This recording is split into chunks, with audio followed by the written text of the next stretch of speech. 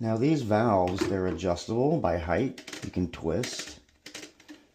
Read the instructions, but yes. You want to get it about the same height as the existing one, but that's not to say that whoever put the last one in knew what they were doing. So what I like to do is, wow, that gasket was blown. I like to follow the instructions, and what we're going to do, you want the top of this to be about 1 to 3 inches higher than this overflow tube. So that's a good rule of thumb.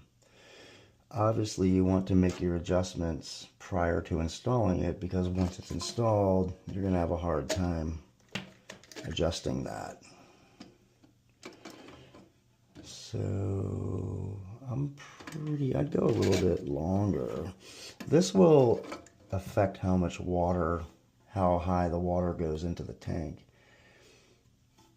And you can fine tune it when you're done with this little guy right here. So that's looking pretty good to me. All right, we'll finish it up. We're going to use the new hardware that came with it. And also the important thing is, don't lean your weight on the tank, because these old seals are very old. If you start rocking this, you're going to have leaks. We're trying to fix one problem and not create others. So I'm going to come under here. I'm going to thread this guy on and just get the initial. We are dripping a little bit of water.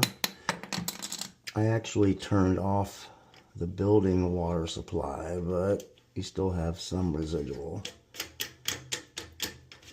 So we'll keep an eye on that. Okay, I'm going to clean this up and I'll come back.